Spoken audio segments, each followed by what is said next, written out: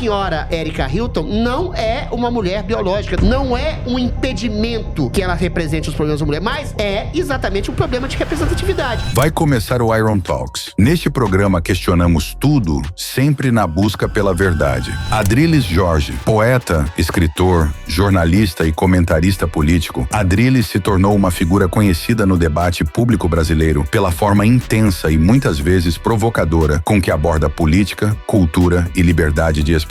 Com uma trajetória que passa pela literatura, pela televisão e pelo jornalismo, ele construiu uma presença forte nas redes e nos meios de comunicação, discutindo ideologia, linguagem, arte e os rumos do país no cenário político atual. Aí vem os detentores da pauta. É mulher trans no esporte. Foda-se mulher trans no esporte, homem no esporte. Ninguém quer saber disso, cara. Qual é o grupo da população que tá no esporte? Mas a Erika Hilton quer saber disso. O problema é que as trans empoderadas, as trans no poder, pelo menos a maioria delas, elas têm essa pauta como uma pauta obrigatória. Eu tenho certeza. A Erika Hilton não é só trans que elegeu ela. É a moçadinha branquinha da Vila Madalena. É o pessoal classe AB. É igual a votação do Boulos, por exemplo. Pessoal socialmente maior poder aquisitivo, esquerda caviar. Tem um tanto de gente assim que não tem nada a ver com a pauta trans ou a pauta gay ou a pauta de população negra que vota nessas pessoas porque elas são de esquerda. Adriles, vamos falar de tudo um pouco. Então, eu quero começar contigo do que está mais recente e em voga. Mulher trans, pode dizer que é mulher? E mulher trans, você acredita que pode representar as mulheres? Eu te devolvo com outra pergunta. Numa comissão de negros, de problemas da população negra, um branco poderia representar os negros? Aí eu te devolvo com outra pergunta. Não, tô brincando. Se você... exatamente. Não, mas a minha pergunta está respondida na sim, resposta. Lógico, sim. Uma pessoa gay, um homossexual, quer dizer, uma pessoa hétero, uma comissão de problemas enfrentados pela população LGBT, poderia representar a população gay? Poderia até. Eu não tenho essa questão de lugar de fala da esquerda, né? Mas é muito mais legítimo, muito mais simbólico, muito mais representativo uma pessoa falar pela sua comunidade. Eu não gostaria de que uma mulher biológica eventualmente se sentisse representada por... Quer dizer, uma mulher trans, eu tenho certeza que ela não gostaria de ter uma comissão para assuntos parlamentares que dizem respeito a problemas de mulheres trans serem representadas por uma mulher biológica. É uma questão de representatividade. A senhora Erika Hilton não é uma mulher biológica, não tem nenhum problema de chamar uma mulher trans. Até alguns me deixam meio confuso, tem algumas amigas, assim, muito bonitas e tal, me deixam meio confuso da minha fluidez sexual, que eventualmente não tem problema de nenhum de chamar de uma mulher trans de uma mulher. Não tem o problema de chamar a Erika pelo nome que ela quer, ela se parece com uma mulher, não é uma mulher muito atraente para mim, mas enfim. São outros 500. Agora, a partir do momento que a mulher vai tratar, uma mulher trans vai tratar de problemas concernentes a mulheres biológicas, endometriose, questões de aborto, violência gerontológica, como é que chama? Geriátrica, ginecológica, sim, etc. e tal. São problemas concernentes. É claro que você, estando na pele de uma mulher, colo de útero, câncer de colo, câncer de útero, são concernentes ao que as mulheres experimentam. Não é um impedimento que ela represente os problemas da mulher, mas é exatamente um problema de representatividade. Agora, qual é o primeiro ato da Erika Hilton enquanto representante da Comissão das Mulheres? É você meter um processo na toba do ratinho, porque ele simplesmente disse que, o que eu estou falando assim, uma mulher biológica gostaria de ser representada por uma mulher biológica, assim como uma trans gostaria de ser representada por uma mulher trans. A mulher vai lá no Ministério Público, pede a suspensão do programa, pede 10 milhões de reais de multa.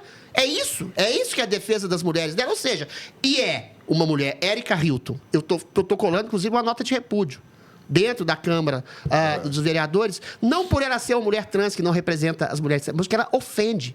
Ela já disse, chamou mulheres de imbecis, com cis, mulher cis, ou seja, é uma ofensa não só a uma determinada mulher, uma ofensa às mulheres biológicas.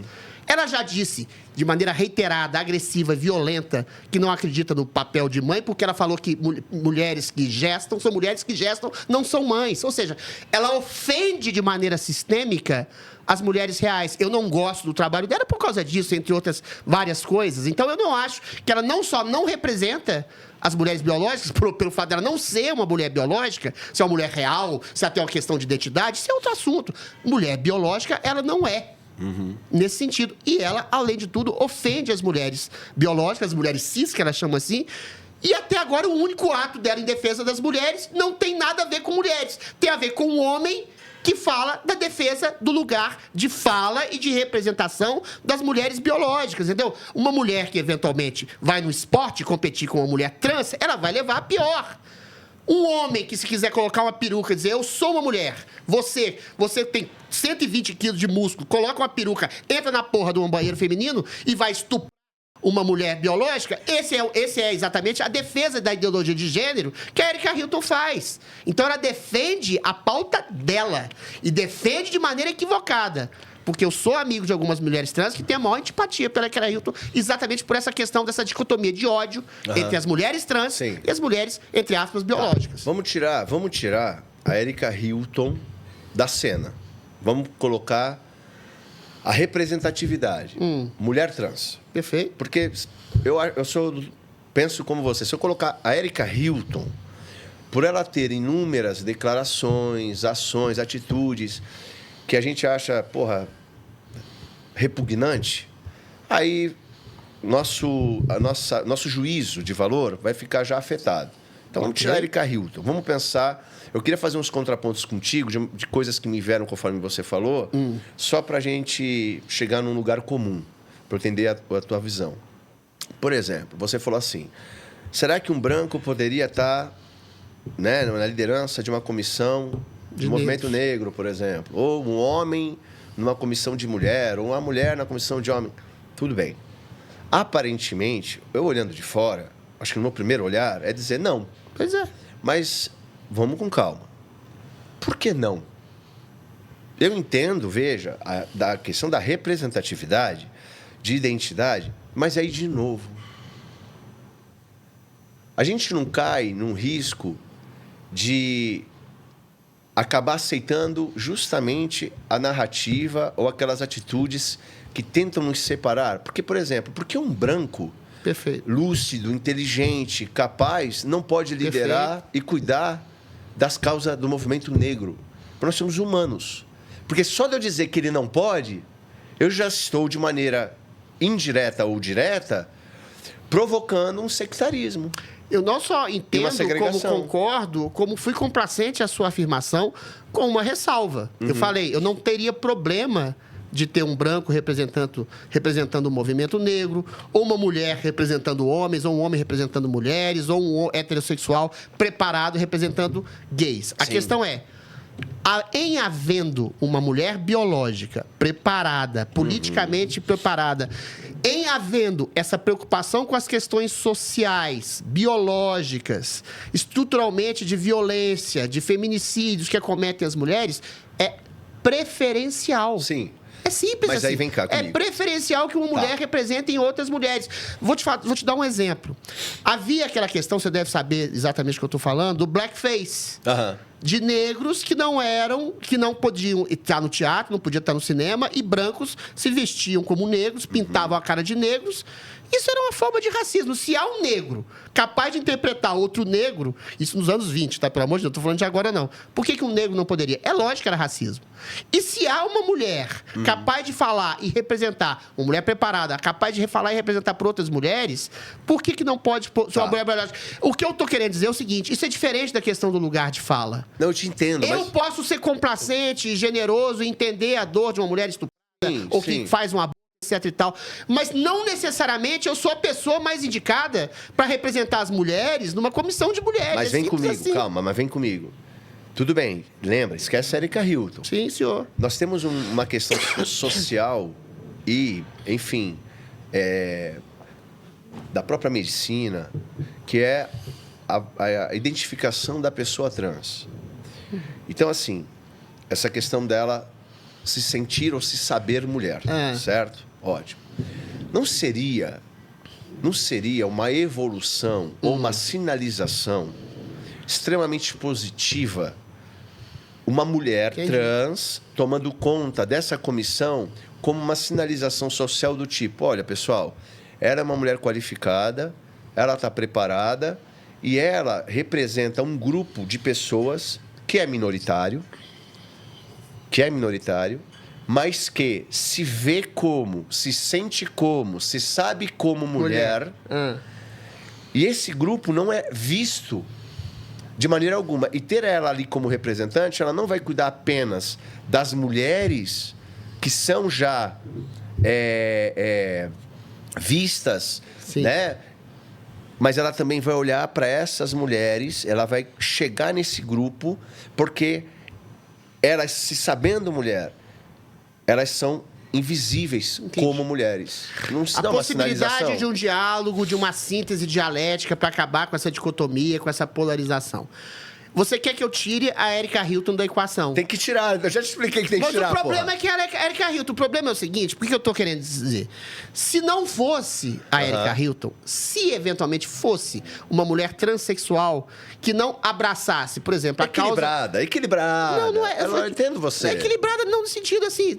O problema é que se você abraça a questão da ideologia de gênero, você já está contra as mulheres. Eu entendo isso. Percebe? Eu entendo. Por isso que eu acho tão difícil tirar a Erika Hilton da equação. Se fosse uma transexual que dissesse, não, peraí, a mulher trans na questão dos esportes é uma coisa inadmissível. Claro que é. O homem que tem testosterona, que tem 10 vezes mais testosterona que mulher, tem um corpo com a musculatura, com uma ossatura, com uma velocidade, com uma força que a mulher não tem.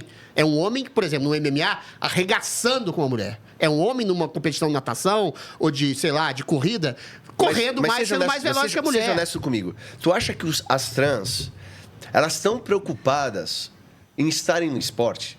Não estão, cara. Mas é a questão, mas elas têm vantagem. Veja. Não as trans de uma maneira geral, mas qualquer trans ou qualquer homem. Isso é muito delicado, Calma, cara. Deixa eu concluir. Então vai lá. Eu tô falando, existe um problema social real. Normalmente, a mulher trans, ela não passa dos 40 anos de idade. Ela se suicida em 50%. Exato, cara. Então, eu duvido que se tu pegar e fizer uma cariação de fato com as mulheres trans, você quer banheiro? Ela que se foda banheiro. Ela quer ficar viva. Ela quer viver, ela quer se entender, ela quer poder reconstruir a vida, ela quer poder saber como até se comportar socialmente, porque, cara, é um drama absurdo que essa pessoa vive, porque a família dela não entendeu, os amigos dela nunca entendeu, ela sofreu bullying. Aí, nesse isolamento social, tem muitas que vão para prostituição, vício, acabando tirando a própria vida. Cara, esse é o drama. Aí vem os detentores da pauta. Ah, mulher trans no esporte. Foda-se mulher trans no esporte, homem no esporte. Ninguém quer saber disso, cara. Qual é o grupo da população que tá no esporte, Mas a bicho? Erika Hilton quer saber disso, Felipe. Eu sei. O problema é que as trans empoderadas, as trans no poder, as trans, pelo menos a maioria delas, que estão na política, elas têm essa pauta como uma pauta obrigatória. A Amanda Pascoal, minha colega vereadora, ela tem como essa pauta principal. Entendeu? É mulher trans no esporte. Mas é o que eu tô falando pra você. Então, eles roubam a pauta. Então, há um problema... Aí você tocou numa questão importante. Há um problema de legitimidade. Isso. De uma trans não representar necessariamente as maiores necessidades e fragilidades da população trans. É isso que eu tô falando. Eu falo isso, há muito tempo. É interessante você fazer essa pergunta. Por exemplo, eu duvido que a maioria dos negros no país, ou a população parda, porque dependendo das circunstâncias, nem preto nem branco é pardo, se sentem representados por pautas racialistas, do ponto de vista que existe um racismo estrutural no país mais miscigenado do mundo. Eu tenho certeza que a maioria da população parda e negra não tá nem aí pra isso. Agora, quando você elege alguém, tipo o João Willis, que fala isso, alguém como a Erika Hilton, que nem preta é mais, que fala isso, aí você cria uma crise de representatividade entre a própria população que não se sente representada pelas pautas das políticas públicas exercidas pelos representantes. É um negro falando para a população negra e a população negra não está nem aí para essas pautas racialistas. É uma trans falando, como você bem disse, para outras transexuais, e as transexuais querem ficarem vivas, querem não recair na prostituição, querem um mercado de trabalho mais aberto para elas e sofrerem menos preconceito das suas respectivas famílias. Ou seja, existe, isso é muito esquizofrênico, uma pauta de representatividade dentro daquelas pessoas políticas que não representam os anseios reais da maioria das comunidades das quais elas fazem parte. É disso que eu tô falando. Então, assim, você não quer que eu tire a Erika Hilton, mas é difícil. Eu acho que ela não representa nem a maioria das preocupações das transexuais e muito menos das mulheres biológicas das quais ela ofende. Por isso que eu falei que se a gente colocar a Erika Hilton na equação, já cai por... Esse está claro. É impossível. Então, as trans... Então, você diga para as pessoas trans ou para as pessoas negras, para as pessoas gays, votarem melhor. Porque, às vezes, eu acho que eu tenho certeza. A Erika Hilton não é só trans que elegeu ela. É a moçadinha, branquinha, da Vila Madalena. É o pessoal classe AB. É igual a votação do Boulos, por exemplo. Pessoal socialmente maior poder aquisitivo, esquerda caviar. Tem um tanto de gente assim que não tem nada a ver com a pauta trans, ou a pauta gay, ou a pauta de população negra, que vota nessas pessoas porque elas são de esquerda. Sim. E a esquerda deturpa. Ela manipula quais seriam as pautas de interesse público, quando são as pautas de interesse privado de algumas pessoas que acabam aglutinando outras pessoas nessas pautas não representativas das populações das quais ela dialoga e fazem parte. Agora, deixa eu te perguntar, por que você acha que o pessoal da direita tem um certo repúdio quando a gente vai falar, sei lá, de cota para trans, por exemplo? Por que o pessoal levanta tanta bandeira ou escudo contra esse tipo de ajuda para um público que é tão pequeno e, como a gente já falou, cara, não começa a igualdade, tá ligado, na vida. Por que tu acha isso? Por que tu acha que isso rola na direita? Eu não tenho problema. Calma que eu sou direita também. Eu tenho umas restrições, a cota para trans, por exemplo. Eu não teria problema e não tenho problema e não terei problema em estabelecer uma cota social. Eu acho que é ser um liberal empedernido achar que as pessoas começam do zero e tudo é uma questão de meritocracia. Se você tem uma dinastia de família rica, se você vem de uma família abastada, se você teve uma educação superior, é claro que esse jogo não é da soma zero. É claro que você pode ter algum tipo de ajuste social para que a competitividade, que é um lema que eu abraço, seja mais justa nesse sentido. É claro que a população trans sofre um transtorno. Agora, você fazer uma cota para pessoas trans, você pode criar uma série de distorções. Assim como no esporte, eu já ouvi casos, relatos de pessoas que transicionam especificamente para ter vantagens. Você pode ter uma série de casos de pessoas que eventualmente vão transicionar ou vão se dizer ou vão se projetar como pessoas trans, como acontece até em presídios, para obter essa cota. Se você faz um tipo de cota que abraça um recorte social de pobreza, de exclusão, de desemprego, você dirime. Não que você vai acabar, mas você, em grande medida, melhora a questão do desemprego, da exclusão social. E a exclusão social, ela não reconhece exatamente preconceitos. Ela abraça a população parda, população LGBT, população trans, uma série de populações nesse sentido que são excluídas. Se você faz a cota social em vez da racial, por exemplo, você não vai medir a quantidade de melanina ou a espessura do nariz de uma pessoa. Assim como, para fazer uma cota trans, você não vai especificar e pedir um exame uma operação de redesignação social ou de hormonização da pessoa. Você pode, ao contrário, estimular isso. Quando eu falo mal da pauta de ideologia de gênero, é nesse sentido. Você pode não só não resolver os problemas de preconceito que essa população sofre, a população trans eu estou falando, como estimular pessoas a obterem vantagens, pessoas, sobretudo, que não são necessariamente capciosas ou oportunistas, mas adolescentes que eventualmente estão em dúvida em relação à sua sexualidade, podem ser empurrados para essa questão trans. Existe uma diferença muito grande, ô Felipe, em combater o preconceito e fazer apologia a algo. Se você faz apologia a um princípio de que homem e mulher são construções socioculturais, você pode ser o que você quiser, quando você quiser, isso é muito perigoso. Você pode estimular uma criança de 10 anos, confusa sexualmente, sei lá, a transicionar, a se hormonizar, e você vai inibir os pais de fazerem qualquer tipo de crítica, esse tipo de coisa. Você vai inibir um psicólogo de fazer qualquer ajuda a essa criança. Você percebe? Então, a cota trans, especificamente, eu tenho problemas em relação a ela, por causa dessas questões que eu elenquei aqui. Não tenho problema com cota social, porque a cota social pode afetar e pode abraçar negros, gays, mamelucos, trans, homens, mulheres, de uma forma mais geral. A cota social, eu entendo o que você fala. Ela faz, obviamente, todo o sentido. O problema é tu conseguir separar no país, porque a cota social... Porra, o nosso país, 90%, 80% das famílias é R$3 mil em média de salário. Sim, senhor. Então, o social tá todo mundo fodido, pô. Vamos ser sinceros. Agora, a questão do trans que eu digo é o seguinte... Eu vou dar um exemplo para você. Eu tenho uma amiga trans chamada Ágata. Ela é da Baixada Santista. Cara, ela veio aqui no programa uma vez e contou a história dela. É aquela coisa, meu irmão. Aquela coisa que tu ouve e tu fala, mano, quando tu ouve de perto, você olha nos olhos da pessoa e você sente o que ela tá falando, dói a alma. Entendeu? Ela fala assim, cara, com 12 anos eu já sabia, eu me olhava no espelho e não era eu que estava ali. Já pensou, velho? Eu já pensei. Não, eu me preocupo. Isso é terrível. Eu acho complicado, mas... Qual que é o lance? Não, deixa eu concluir para você entender. Aí ela começou a falar. A família não entendeu. No colégio, obviamente, ninguém entendia. E ela viveu nesse ciclo de pressão. Aí acabou acontecendo a prostituição, eventualmente, e vai indo. Por que a prostituição? Porque essa pessoa não consegue trabalho. É fechado, exatamente. Então, quando eu falo cota para o trans, é de alguma maneira, eu não sei o que resolve, mas o que eles precisam é se estabelecer uma inclusão social. Sim. Então, não é uma ajuda financeira necessariamente, mas é uma espécie de inclusão social.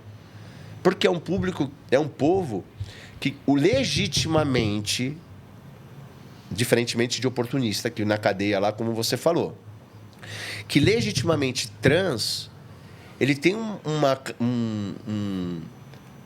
algo que realmente precisa de ajuda e de apoio, porque é incompreendido.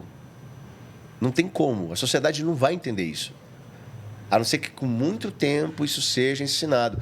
É como, cara, antigamente, criança com síndrome de Down, os pais não saíam com ela de casa, né? Bem antigamente, era chamada de doença de mongol. Também. Nos anos 80 chamavam de mongoloide. Mongoloide. O cara ficava dentro de casa lá trancado. Aí, com o tempo, meu tio, ele foi o primeiro do Brasil. Meu tio tem uma história animal. Ele tem um filho com síndrome de Down, que é o Samuel, meu primo. Meu tio, ele comprou um colégio, conseguiu. Aí ele conseguiu, obviamente, por causa que ele comprou o colégio, colocou o filho dele para estudar com uma turma normal. E por causa disso, ele conseguiu uma alteração na lei para que crianças com síndrome de Down pudessem ser acrescidas às turmas de crianças típicas. Ele foi o primeiro do Brasil. Meu primo, depois, mais velho, ele chegou a discursar, cara, em inglês na ONU. Tem síndrome de Down.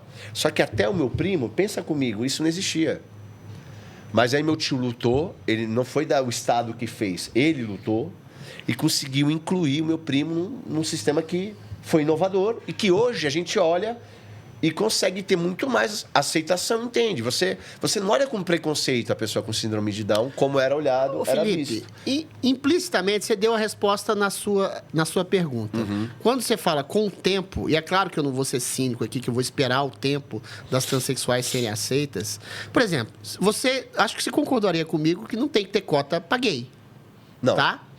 Pois é, até os anos 60, o Brasil foi mais complacente. Até os anos 60, você tinha uma política segregacionista, por exemplo, nos Estados Unidos. Gays não poderiam frequentar determinados ambientes desde que não se manifestassem gay. No caso das transexuais, é mais complicado, porque o corpo delas é exatamente a representação da identidade e da sexualidade delas. Então, é uma questão mais complicada. Mas eu tenho certeza absoluta de que o preconceito hoje contra as transexuais é menor do que há 10 anos, menor que 20 anos. Então, eu entendo, por exemplo, agora eu vou fazer até uma complacência, o ódio e a raiva da Erika Hilton e de tantas transexuais, que todas as vezes que você fala que não pode representar a mulher biológica, não deveria, ou eventualmente que a ideologia de gênero é uma pauta complicada nesse sentido de humanizar crianças, porque elas acham que elas estão sendo ofendidas na sua escolha, na sua disforia de gênero. Só que deixam de perceber que, por exemplo,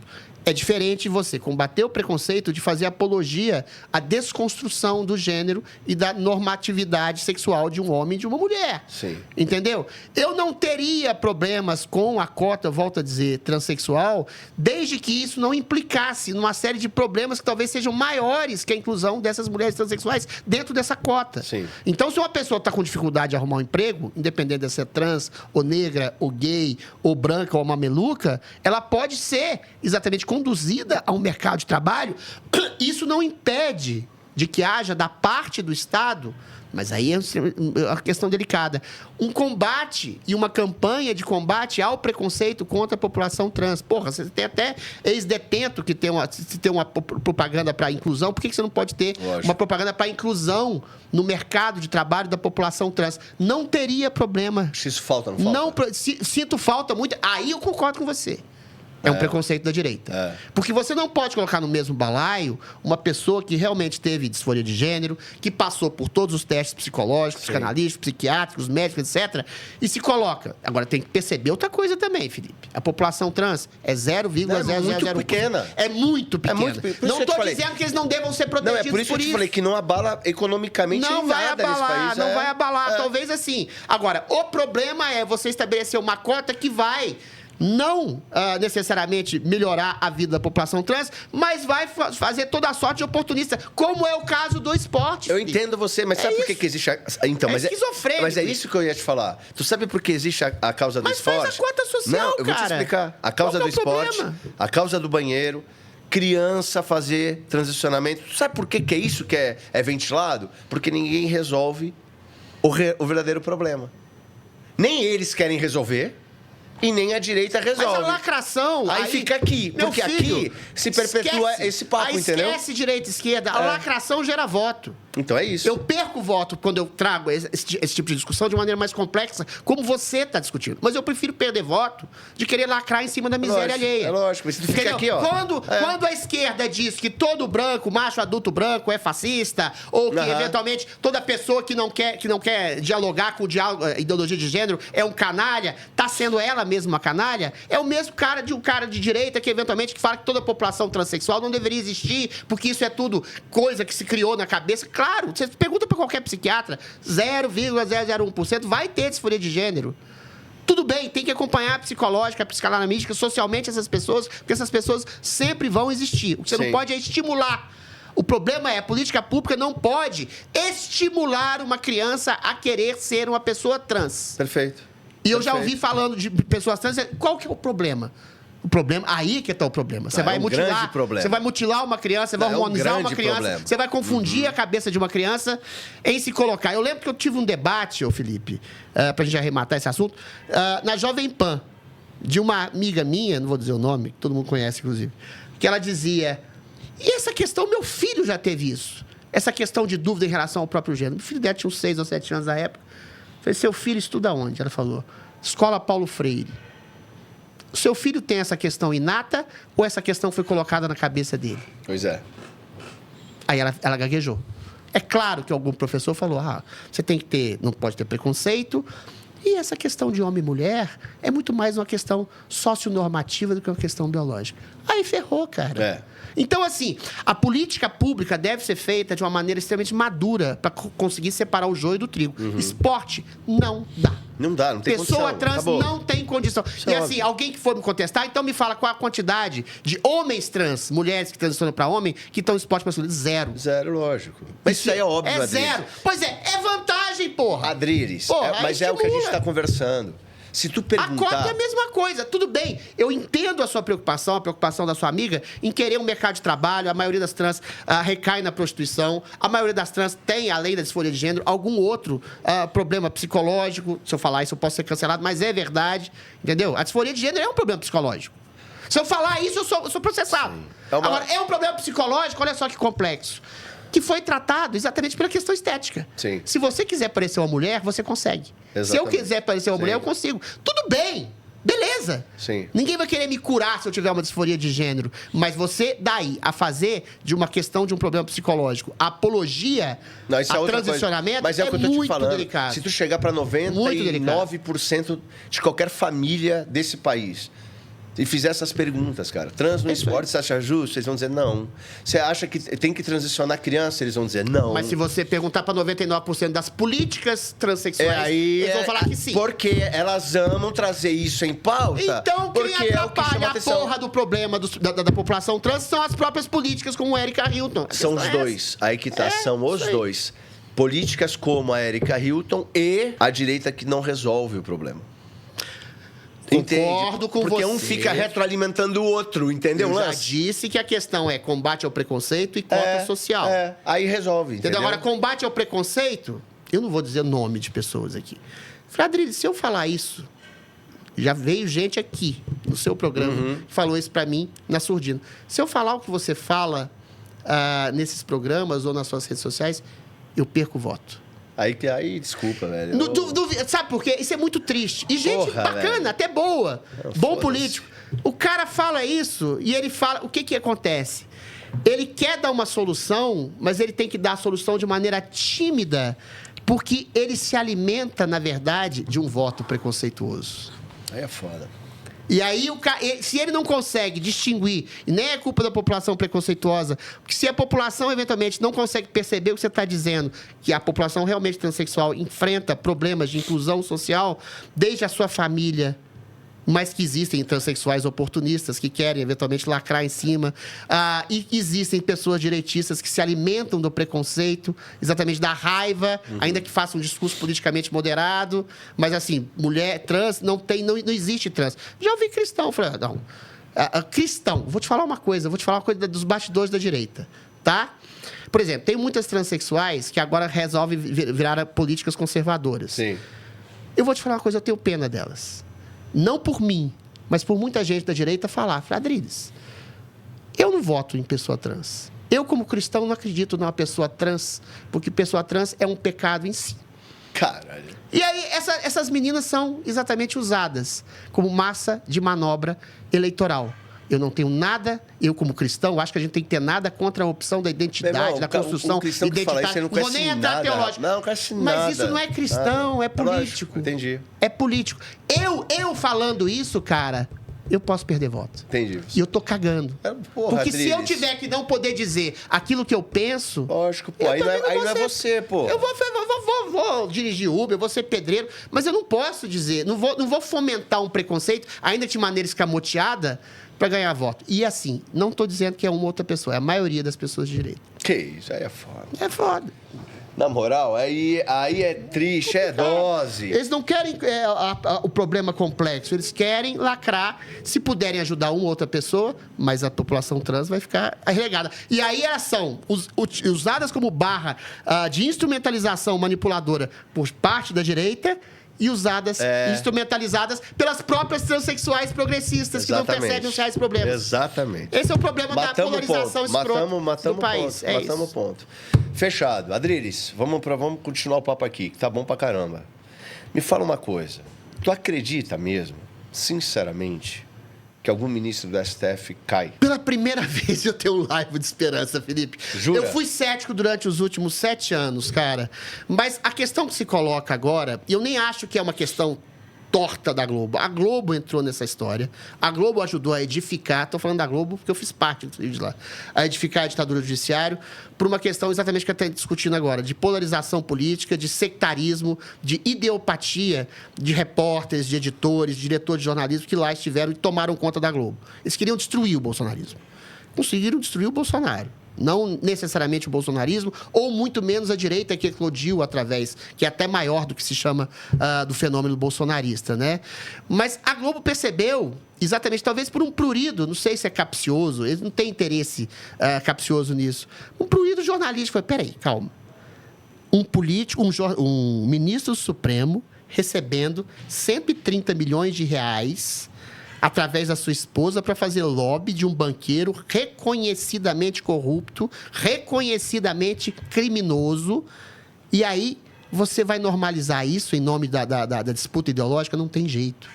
Então, assim, o que eu estou querendo dizer com isso, a Globo entrou nessa por uma questão de desespero. Falei, não tem condição da gente abraçar isso.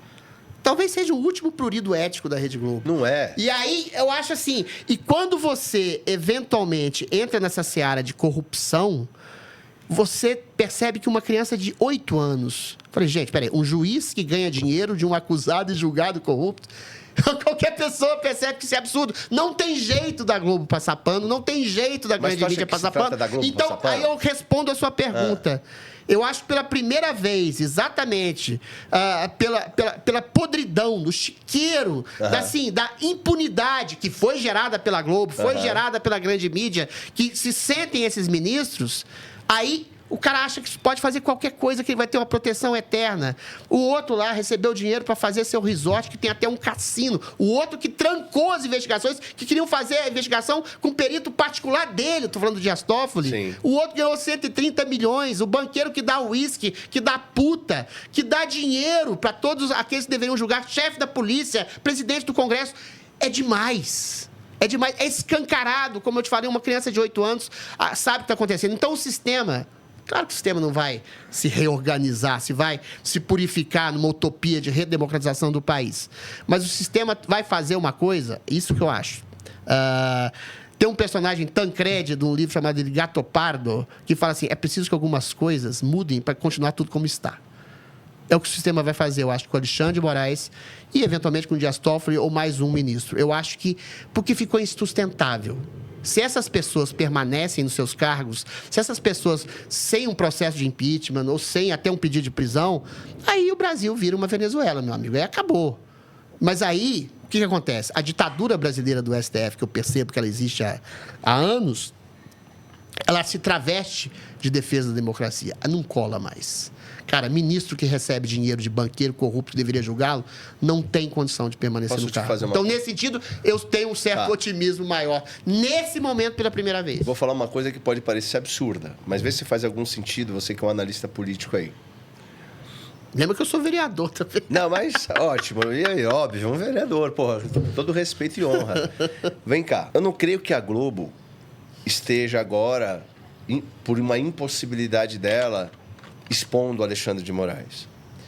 Eu creio que existe, obviamente, um sistema que governa o país e que, quando quer, ele solta os escândalos. Sim. Eu preciso derrubar fulano. Só libera aquele escândalo lá. Preciso que chame a atenção de... Bota aquele... Porque, veja, ninguém sabia nada. Pode ser. E, de repente, no momento, puf, a coisa vem. O que acontece? Vê se faz sentido. O próximo presidente do Brasil vai colocar 4 ministros no STF. Se o Alexandre de Moraes cai, é o 5º. Se mais um cair, 6. Ele tem mais da metade da corte. E aí eu te digo, se o sistema é aparelhado e o desejo deles é a esquerda, e não sei se o Lula vai ou não se candidatar, vai, porque tem esses boatos todos, mas vindo ele ou alguém da esquerda, e todo o sistema for aparelhado, e a esquerda permanecer, acabou o Brasil, porque eles vão ter 6 ministros além dos que ele já tem. 6 ministros no STF, o sistema brasileiro acabou. Eu entendo a sua lógica. O sistema quis expelir Bolsonaro desde o primeiro momento. Exato. E fez. Construiu. Nada arrebentou impediu. com o Bolsonaro. Exato. Praticamente matou o Bolsonaro. O Bolsonaro está morrendo na cadeia, literalmente. Não é nem metaforicamente. O sistema bancário quis também expelir o nosso querido Vorcaro, exatamente pela absurdidade de falcatrua que ele faz e pela proximidade que ele tem com o ministro da Suprema Corte, de maneira absolutamente abusiva.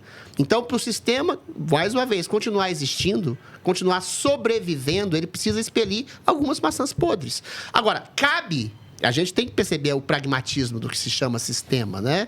Eles não querem também um governo de esquerda que arrebente com a economia, porque o sistema vive da economia. O sistema é o empreendedorismo. Ainda que o governo Lula faça com oligopólios com os maiores banqueiros do país.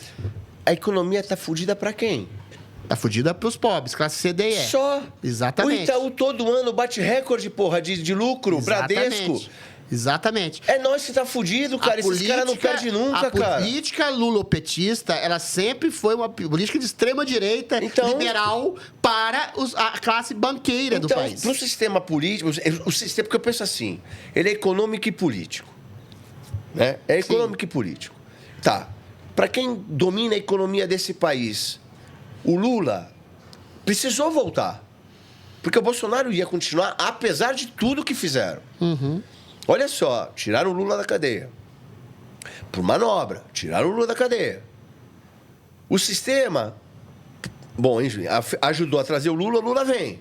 Tira o Bolsonaro Bolsonaro cadeia, Bolsonaro humilhado, torturado, literalmente falando. Ficou o Lula. Agora derruba quem? Derruba 2 ministros do STF, porque Vai continuar tudo como está. Porque o STF sobrepujou todos e qualquer poder nesse país. Exatamente. Então a gente precisa baixar para poder voltar a ter o quê? Controle. Vamos tirar. Só que tem um detalhe: o sistema político, é um que controle é a esquerda, moderado, que é a esquerda, e econômico, estão dizendo o seguinte: agora vamos dominar isso aqui definitivamente. Porque se eu tiver 6 na Suprema Corte, ou 5, fora os que eu já tenho, eu tenho maioria, porra. Você está dizendo que o Lula seria interessante para ele expelir Alexandre de Moraes e Dias Toffoli no momento que eles não têm necessidade. O Toffoli saindo ou não. Não tem necessidade mais para ele colocar outra pessoa para permanecer tudo como está de uma outra forma. Você tem o Dino, você tem o ex-advogado do Lula, o Zanin. Eu sei, Chuchu, mas... E você vai ter mais 4 que ele vai pôr, são 6. Dizer. E se caiu o Alexandre de Moraes, são 7, porra, velho. Resta combinar com uma coisa chamada povo. Sim. A questão é essa. Quando você expõe... Mas aí é que tá, o sistema tá aparelhado. Presta atenção. Ou quando não? você expõe, ainda que de uma maneira, como você está sugerindo, diabólica, organizada, capciosa, para tirar algumas maçãs, para colocar outras para continuar a mesma coisa, como diz o personagem Tancredi, quando você expõe o sistema de uma maneira tão torpe, quando você coloca... Aí que eu vou entrar... Lewandowski recebendo dinheiro desse cara, o Haddad fazendo reuniões com esse cara, o Toffoli recebendo dinheiro para fazer resort, o outro mas já recebendo 130 colocaram milhões. o Tarcísio recebendo, o Bolsonaro recebendo, mano. mano. O povo percebe que não é a mesma coisa. Mas não importa. O povo percebe que não é a narrativa. mesma coisa. Quando você tem o chefe da Polícia Federal do Lula recebendo o uísque do Vorcado. Quando você tem o presidente do Congresso Nacional, a polícia, o Congresso, o STF, tudo num conluio. Adriles. Tem um único governo que está no poder, o povo não é tão burro.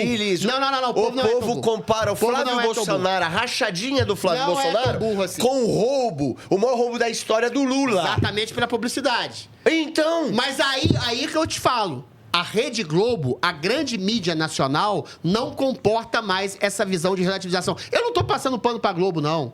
No primeiro momento em que o Vorcaro for arrebentado, que já tá, o Alexandre de Moraes ser expelido, o Dias Toffoli for expelido, tem uma fala lá do Merval Pereira, que eu vou comentar, inclusive, hoje, que ele fala o seguinte, mas é preciso perceber o seguinte, a gente tá metendo pau. Ele falou isso explicitamente na Globo News, mas o Bolsonaro tentou o golpe, o Lula não. Aí entra no que você está querendo dizer. Mas aí entra numa questão, é tarde demais. A partir do momento em que a Globo e a grande mídia falam da corrupção endêmica de um sistema patrocinado pelo conluio STF e PT, o povo já soube disso. Tu quer apostar comigo? Presta atenção, a maioria da população brasileira hoje não acredita na tese do golpe. 60% não acredita na tese do golpe. Bem. Até ontem era 30%. Porque a Globo, em Campo Lava, ela não sabe exatamente do poder que ela tem de reverberação na transformação da opinião pública, sim, do Norte, Nordeste, sim, sobretudo. Agora, a partir do momento que um menino nordestino de 10, 15 anos vê um negócio... Peraí. É juiz recebendo dinheiro de banqueiro corrupto? Peraí. É ministro da Justiça recebendo dinheiro de banqueiro corrupto e criminoso que ameaça até matar jornalista? As pessoas são, sim, manipuláveis, mas nem tanto, Felipe. Tudo bem, Adriles. Aí teria que ser um eu entendi você, enorme. mas pensa comigo, cara. O cunhado lá do Vorcaro era da Lagoinha. Aí associa com André Valadão. Quantas notícias tu já não ouviu de que o Nicolas é da Lagoinha e que é associado a esse esquema, bicho? Amigo, mas aí você tem... Meu irmão, é a mídia. Você tem que perceber o discernimento das pessoas. O Tarcísio recebeu dinheiro pra campanha, o Bolsonaro recebeu, e o Bolsonaro recebeu, porque o Valdemar da Costa Neto falou, mas o da conta pessoal. De todo mundo. Eu sei. Só que o que eles vão falar... eventualmente chega um empresário aqui e vai falar, vou patrocinar a sua campanha em grande medida porque eu acredito em você. Eu vou fazer uma investigação profunda? Vou. Mas, eventualmente, talvez eu não encontre nada, eu juro, cara. é que eu acho que você tá tendo muita esperança. Eu olho o histórico. Eu tenho o mínimo, cara. Eu olho o histórico. A questão é que eu tenho o mínimo. Até ontem, presta atenção, até ontem, a Globo tava fechada com o ministro que tava prendendo mulher com Bíblia e batom na mão. Falando que a menina lá que pichou lá, perdeu o mané numa estátua, era uma militante perigosa, uma terrorista assassina que deveria ser condenada a 20 anos de cadeia. A partir do momento que ela fala que esse ministro que condenou essa mulher é capaz de receber 130 milhões de um banqueiro corrupto através de sua mulher e ficar mandando mensagenzinha no dia da prisão da Vadia, e aí, já bloqueou? Já bloqueou minha prisão? O que você vai fazer pra me ajudar? O povo não é tão burro assim, não, cara. Você deixa eu ter por misericórdia, meu fiapo de esperança.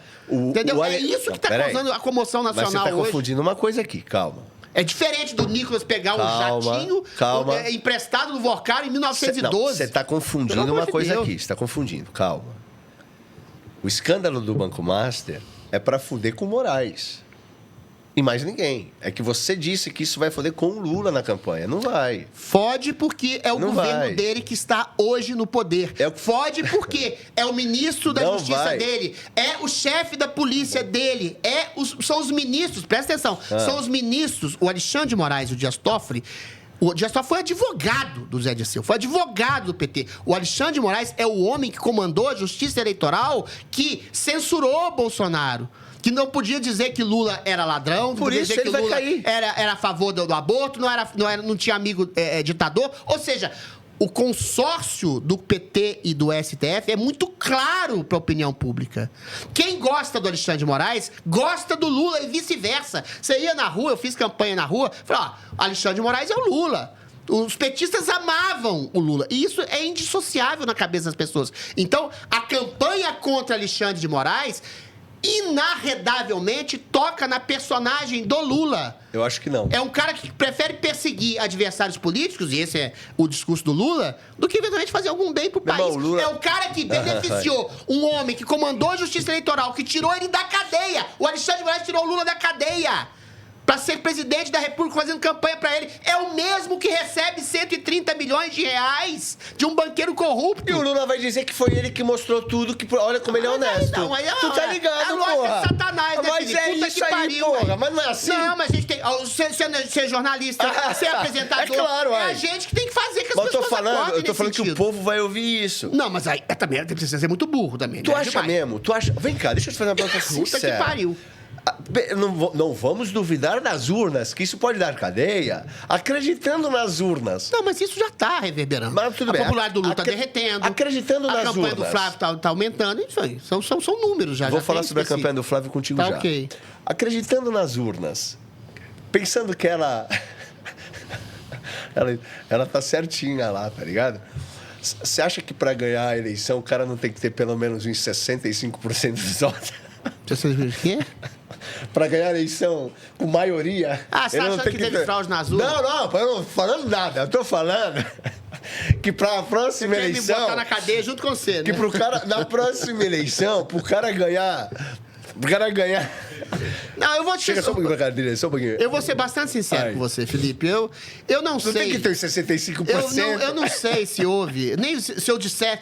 Assim, se eu disser o que eu penso, eu vou ser preso. A gente não pode dizer, porque eu não posso dizer. Eu sou proibido de dizer. A gente é proibido de dizer se houve ou não fraude nas urnas. Então, não vou dizer que houve. Não. Agora, o que eu posso dizer é que nem precisava haver. Sabe por quê? Mais outra razão para o meu otimismo esse ano. Em 2022, se você contestasse qualquer coisa sobre o Lula, você era preso. Eu estou no inquérito das fake news, sabe por quê? Porque eu disse duas coisas. Que havia perseguição política, que o TSE era completamente parcial, por essas razões de censura e perseguição que eu estou dizendo aqui, e que havia censura no país. No dia seguinte, meu Twitter estava censurado, durante 3 meses. É patético, assim, tem censura no país. Então, assim, não é a questão da fraude eleitoral que fez com que o Lula ganhasse. Estou dizendo que não houve. Se eu disser que houve, eu sou preso.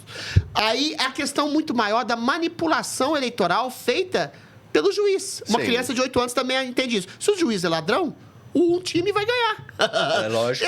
O juiz Alexandre de Moraes, o presidente do TSE, tirou o Lula da cadeia, com uma dezena de juízes condenando, com 3 instâncias, tirou ele da cadeia para ser candidato a presidente da República, censurava quem criticava o presidente Lula, censurava quem mostrava os crimes do presidente Lula e, eventualmente, censurou a campanha do Bolsonaro. Então, foi uma campanha ostensivamente manipulada pela própria justiça eleitoral.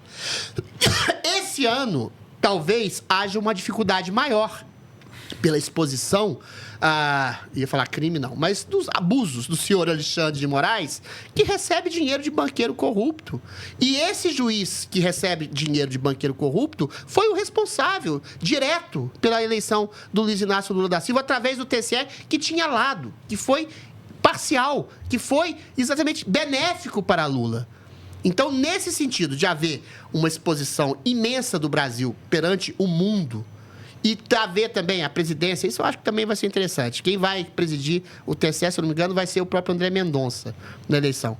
Então, talvez, eu acredito que haja exatamente uma equidade, uma justiça maior. Aí há uma e pelos esperança. Escândalos expostos Sim, aí é uma do esperança. senhor Alexandre de Moraes, do Dias Toffoli, do STF, a esperança de haver uma eleição mais justa nesse sentido. Mas você entende a falsa... é tão absurdo Ele está muito que o jogo ele faz uma pessimista. falsa equivalência, igual eu falei. O Flávio Bolsonaro foi acusado de rachadinha. Não Isso foi aí. nem julgado, não foi nem provado. Tem lá, eu sempre falo isso. Tem cara de gato, pelo de gato, parece gato, mas ninguém conseguiu saber se era gato. Então não posso dizer que é gato. Isso aí. Mas olha, parece muito gato. Mas eles conseguiram pegar isso e comparar com todo o escândalo que a gente soube do governo Lula, que é incomparável com qualquer coisa na humanidade. Ponto. Eu não acho que foi isso. Agora, vem cá. Vamos nas eleições que vai vir Vamos agora. lá. Tu acha que o Flávio tem 30% de voto garantido, que é o do pai dele. Pelas pesquisas, ele tem metade da população brasileira já. Não. Garantido, eu falei. Beleza. Garantido. 30% garantido, que é do pai dele. Sim, senhor. Tu acha que começando as eleições, a turma toda vai bater nele? Eu não tenho dúvida que em abril começam a bater. Isso. Assim que tiver homologada a candidatura. Isso. Se o Tarcísio não poder sair do estado de São Paulo, aí acabou. Vai bater nele. Estou esperando. Tu acha que não corre o risco de surgir algum escândalo que possa eventualmente comprovar até esse caso? Nem estou dizendo que ele é um rachador, mas qualquer coisa que venha jogar luz para desgastar a imagem dele e correr esse risco Não de há não a ir aí menor pro... dúvida de que o Flávio vai ser caluniado, vai ser atacado, criticado. Vão tirar a questão da rachadinha, vão tirar a questão dos doces dele, não sei. Por que tu acha que eles quiseram o Foi Flávio? parado na primeira instância. Mas a questão de política não é a questão do trânsito e julgado, ter condenado ou não a pessoa. A questão é narrativa política. Exato. Você tem toda a razão. Exato. Agora, eu não acho, eu discordo de você, quando dizem que o que ferrou com o clã Bolsonaro foi a dimensão de comparação entre, sei lá, a suposta rachadinha do Flávio e a corrupção endêmica do Lula. Eu acho que o buraco é mais embaixo. Infelizmente, o Brasil se preocupa pouco hoje com corrupção. É a questão do Maluf lá, rouba mais faz, entendeu? Eles têm essa percepção, que é horrorosa, a maioria da população brasileira, de que todo político é, em alguma medida, ladrão. Agora, quer saber quem é que mais faz. Agora, a questão é, o Lula só tem feito merda para a população brasileira. É Vale Gás que faz o cara... Mas para a população pobre está ótimo. Não está ótimo, não está ótimo. Está ruim para todo mundo Não, nesse mas sentido. sempre foi ruim para todo mundo. Só que agora ele está dando gás de graça. Mas está ruim para o empreendedor. Vai liberar crédito para o cara da moto. Se você tem um empreendedor que paga 3 vezes o salário de um empregado e você não consegue dar emprego para essas pessoas, cria desemprego, cria a inflação maior, você começa a incomodar a classe C, D, B e A. Percebe? Aí você cria uma animosidade em relação ao governo que é muito mais extensa. O Lula, ele rouba muito.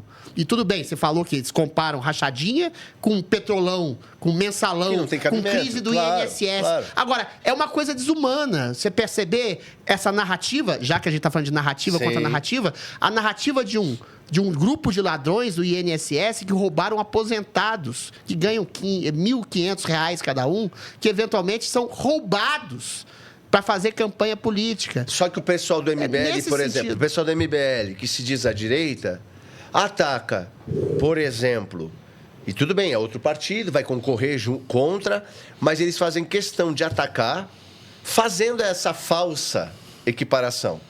Porque não chamam a atenção para o Lula, mas metem pau aqui. Você entendeu meu ponto? Você quer que eu brigue com a direita inteira, né? Mas não, eu brigo. Eu acho que é uma merda que você está expondo aí e você tem toda a razão. E eu vou te falar outra coisa. A direita é uma porcaria desunida. Não é verdade? E aí vem gente aqui falando, não, porque o Nicolas está certo, porque o Eduardo está certo. Eu acho que está todo mundo errado. Mais uma vez, por que eu não sou queridinho do Eduardo? Por que eu não sou queridinho do Nicolas? Eu não sou queridinho de ninguém. Eu tento conciliar as pessoas dizendo, olha, todo mundo aqui está meio errado. em se brigando. Eu acho que é errado, por exemplo, a direita ter feito corpo mole ou atacado o Eduardo quando ele estava lá no exterior tentando provar, de maneira heróica, inclusive, para o Departamento de Estado americano, que havia uma ditadura aqui. Porque ele errou no discurso da questão das tarifas. Foda-se. Quem fez as tarifas não foi o Eduardo.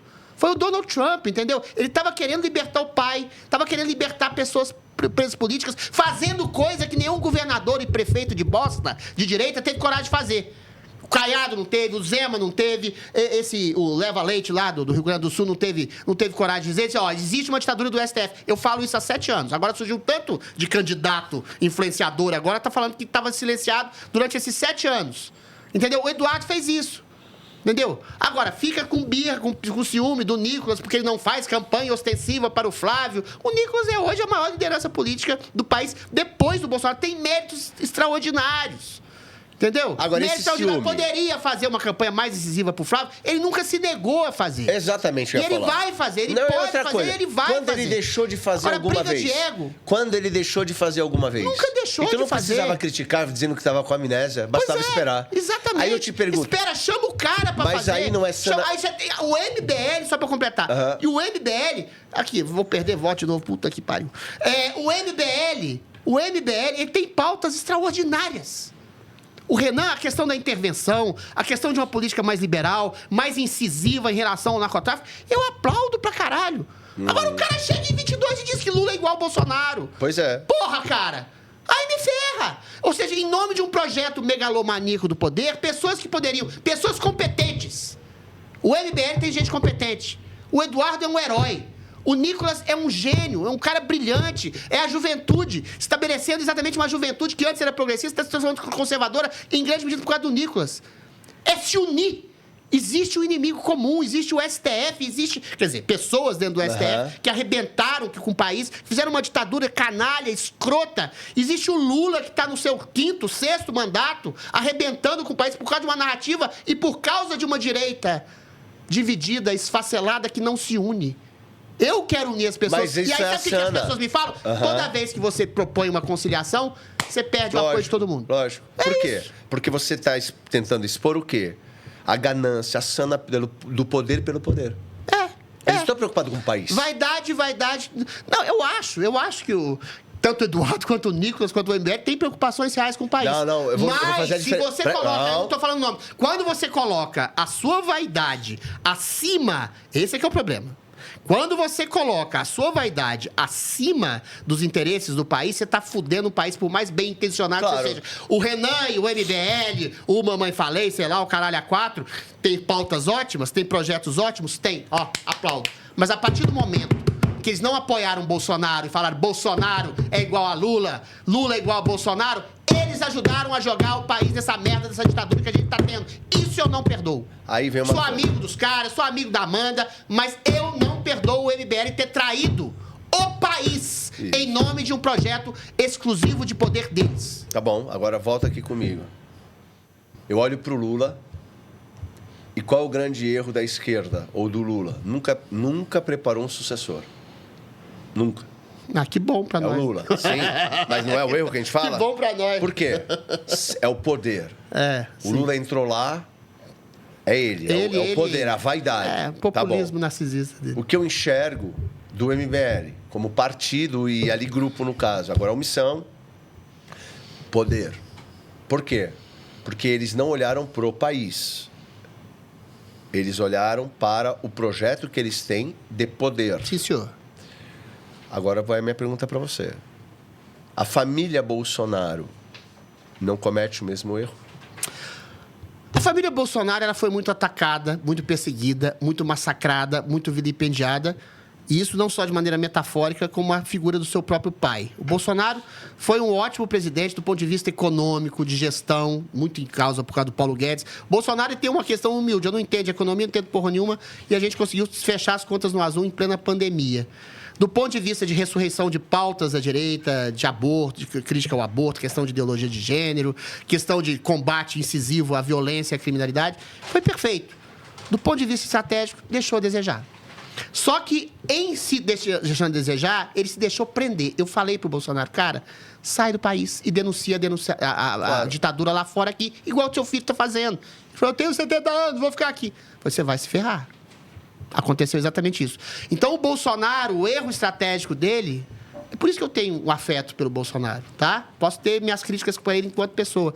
Mas, assim, foi confiar demais nas instituições do país, na possibilidade de diálogo democrático com quem estava querendo massacrá-lo. Vou te cortar. Peraí. Por esse ressentimento... Calma, deixa eu terminar, caralho. Calma, por tem que pegar o gancho. esse ressentimento da família Bolsonaro, do cara tá preso, do cara tá fudido, do cara tá morrendo na cadeia, e pela leniência e omissão de lideranças políticas da direita que não fizeram nada contra a ditadura do STF, não se colocaram contra de maneira sistêmica e incisiva, e eu coloco inclusive o Tarcísio nesse bojo, contra, em vez de ficar puxando o saco do Alexandre de Moraes, puxando o saco do STF, eles têm esse princípio de ressentimento. Não estou justificando, eu estou explicando o ressentimento e a desconfiança de gente como o Eduardo, como o Flávio, como o próprio Carlos, que tem uma desconfiança legitimada pelo passado de traição que eles sofreram e de omissão de lideranças políticas da direita que não ajudaram a debelar e combater a ditadura do STF que a gente estava vivendo já naquela época. Tudo bem, mas são duas coisas diferentes. Eu ia te cortar aquela hora, porque eu queria te perguntar isso aqui. Você falou que o Bolsonaro, ele correu nas 4 linhas da Constituição. Isso ele falou desde o começo do governo dele. Sim, senhor. Só que eu sou presidente do país. Aí tem um outro poder, que no caso foi o STF. Sim, senhor. Quebrando a Constituição. Aí eu te pergunto, como eu, chefe de um dos poderes, aceito essa quebra? Porque eu não jurei estar nas 4 linhas? Eu entendi o seu raciocínio. Perfeito, perfeito. Se você tem parte da instituição, das pessoas que formam a instituição, rompendo as regras constitucionais, você tem a obrigação de punir essas pessoas. Exatamente. De exercer o poder para punir essas pessoas. Ele não pode dizer assim, eu vou te obedecer porque eu estou na Constituição. Ele, ao obedecer uma ordem ilegal, ele está fazendo o quê? Quebrando. Está quebrando a ordem institucional. O Bolsonaro, a ditadura do STF, para não ficar muito abstrata essa discussão, começa no dia em que o Alexandre de Moraes proíbe ele de nomear o Ramagem para chefe da Polícia Federal, e ele obedece. Perfeito.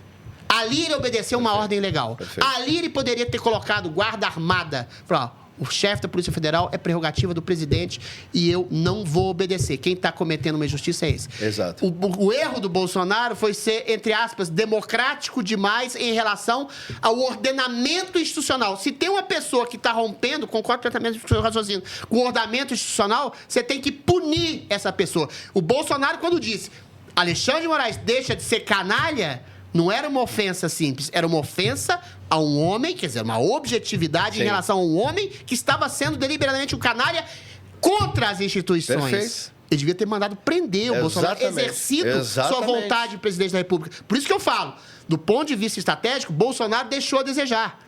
Fez uma ótima presidência do ponto de vista da direita, da economia, dos valores familiares, culturais, liberais, mas na briga com o STF, ele achou que não havia necessidade de ser belicoso. Ensejou ser, pior ainda, cão que mostra os dentes, depois recua. Aí os caras falaram, esse cara recua. Exato. E recuando, eu vou arrebentar com ele. Até o último momento, o Bolsonaro acreditou no poder do diálogo. É isso aí. Não se dialoga com o leão quando você tá com a cabeça na boca do leão. Frase de quem? Winston Churchill. Pra fuder com o Chamberlain, que era um ministro de 5ª categoria, o primeiro-ministro da Inglaterra, queria dialogar com quem? Com Adolf Hitler. Bolsonaro quis dialogar com Adolf Hitler. Bolsonaro quis dialogar com Mussolini. Bolsonaro quis dialogar com o fascista, o criminoso Alexandre de Moraes. E se ferrou. E tá morrendo por causa disso. É isso aí. Por causa de estratégia. Agora, é um homem sem virtude? Não. Não, lógico. É um homem que errou e pecou pela estratégia. Sim. De uma belicosidade que ele deveria ter a mais. Ao contrário, o Bolsonaro era belicoso, não, devia ser mais belicoso. E devia ser objetivamente belicoso em quem estava rasgando a Constituição e perseguindo não só ele, mas como pessoas inocentes. Mulheres com bíblias e batons na mão estão morrendo na cadeia por causa disso. Por que tu... Mas isso acontece por um motivo, na minha opinião, cara. O que é mais importante para um político, velho? Não é o país. A imagem dele. Ah, não sei se o Bolsonaro fez isso por causa Cara, da imagem dele. Não, eu discordo. a imagem pública, meu Eu velho. discordo. Vou falar pra tu uma coisa. Eu discordo. Se o Bolsonaro A imagem. Cara, se o Bolsonaro tivesse chamado o Exército, demitido o cara da Marinha, o cara da Aeronáutica, falado, vamos botar ordem, o Bolsonaro tava com a imagem desse tamanho. Ele exatamente... ele achou aposta. que essa ruptura, entre aspas, né? Aposta. Essa ruptura institucional seria mal pra ele. Por isso que eu acho tão absurdo quando os caras falam da possibilidade de golpe. Ele fez o possível até o momento pra manter um diálogo institucional. Só que o erro fatal, trágico de Bolsonaro foi querer dialogar com quem já tinha rompido as instituições há muito tempo. É isso aí. Você tem toda a razão. É isso aí. É um homem que peca por excesso de bondade. E aí eu posso dizer, infelizmente, ingenuidade. Mas aí, nesse caso, eu ainda acho que o grande medo que os políticos têm é com a sua própria imagem. Não estou dizendo que o Bolsonaro foi esse o caso, mas eles têm um problema do quê? Como a imagem pública. Mas você percebe que o ressentimento... Volto a uma outra pergunta sua.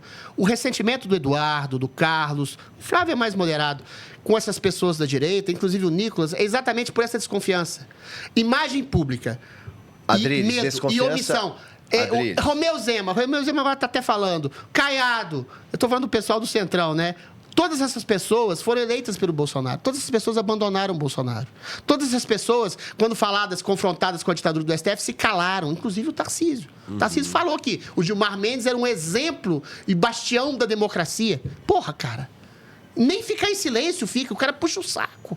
E eu acho o Tarcísio um brilhante gestor. Mas do ponto de vista de um homem de Estado... A gente não tem como saber. Deixou a desejar. Então, assim, o ressentimento da família Bolsonaro é exatamente por isso. Foi, porra, deixaram meu pai na mão. Deixaram meu pai ser preso sozinho. Aliás, sozinho não. Sozinho não. Com milhares de pessoas inocentes, jornalistas, cidadãos comuns, mães de família, Cléston, que morreu na cadeia. Ou seja... Então, é esse o ressentimento. Agora, não querer conversar com o Nicolas, não querer conversar com as pessoas, não querer exatamente dialogar para unir e aparar essas arestas, é um erro fatal. É porque eu vejo da seguinte forma, para matar esse ponto também contigo. Não dá para a gente saber a intenção do coração deles, é impossível. Mas tem duas possibilidades. Uma é a do ressentimento, como você falou. É uma possibilidade real. Manutenção do poder, você acha? A segunda é que o poder é muito gostoso. Bicho, eles não eram ninguém. Mas uma coisa... Calma. Pensa comigo, meu velho. Adriles. Poder gostoso, o Eduardo tá fudido, Felipe. Adriles, calma. O Eduardo tá sem mandato, tá lá nos Estados Unidos, tá sem ver a família, tá sem ver o pai que tá morrendo aqui. Calma. Também não. Ele tá nessa situação agora. Tô falando que o poder, ele é delicioso. Caralho, que é um raio, tá ligado? É um milagre aconteceu. Felipe, o poder tá sendo gostoso pro Bolsonaro agora? Porque eles Bolsonaro tá morrendo. Porque eles não tiveram... Eles precisam do poder de volta. A todo custo. Ou tu mas acha o poder mal exercido... Não estou falando que o Bolsonaro exerceu o mal poder. O poder sem estratégia... É isso. Num país em que tem tubarões e canalhas e vermes... Te destrói. Mas é o que está acontecendo com o Bolsonaro. E é por isso que ele precisa tanto do poder de volta, que é a única maneira dele se safar. Não sei se é necessariamente o poder... Porque o poder... Presta atenção. O poder está na premissa das... Quem é que vai ter culhão para tirar o Bolsonaro da cadeia se não for o Flávio? O Flávio Bolsonaro... Vamos ser objetivos. O Flávio Bolsonaro tem metade dos votos hoje do país. Ele é franco favorito hoje. Inclusive, por essas circunstâncias que a gente falou, o mundo inteiro está observando o Brasil. A Justiça Eleitoral, duvido que ela vai ser tão manipulativa e parcial como ela foi em 22. Sim. A possibilidade, a premissa da volta do poder... ela é tátil para a família Bolsonaro, entendeu? O que eu acho que eles deveriam, a minha crítica a eles é romper o ressentimento e trazer aquelas pessoas, pode conversar até com o MBL, para conversarem, para aglutinar, para não ficar essa divisão sistêmica. O próprio Nicolas pode ir lá, eu quero conversar, eu estou disposto a conversar. Mas eu acho que o problema é o seguinte, o MBL... É um partido MBL é desse tamanho. É muito pequeno. Vamos ser sinceros. A representatividade. É porque a gente fica super... Eles sabem fazer muito barulho e reverberação. Exato. Mas do ponto de vista... Mas num segundo turno, é importante o apoio. Claro que é. Lógico que é importante o apoio. Claro que Aí o diálogo é sempre melhor.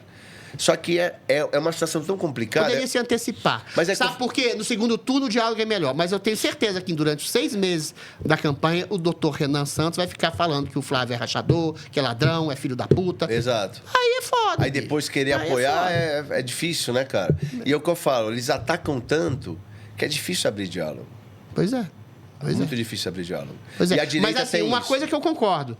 Quem deve abrir os braços, quem deveria abrir os braços, é quem está na premissa da expectativa do poder. Mas posso te fazer... O primeiro gesto... Tá bom. Aí eu tenho que fazer essa crítica. O primeiro gesto, vou perder voto, vou perder... Puta que pariu. tem que ser do Eduardo, tem que ser do Flávio. Concordo Flávio com você. está fazendo esse gesto. Concordo com você. É abrir os braços e falar, vamos conversar, vamos aparar as Mas deixa eu arestas. te fazer uma pergunta. Se a família Bolsonaro, apesar... Tira o ressentimento agora. Vamos lá, vamos ser altruístas. Ou seja, eu quero pensar no Brasil. Olha só que eu vou te perguntar. Se eles tivessem falado assim, vamos levantar, vamos apoiar, sei lá, o Caiado, o Zema ou o Ratinho Júnior. Um dos três. Esse cara já não tinha ganho as eleições? Eu acho que não.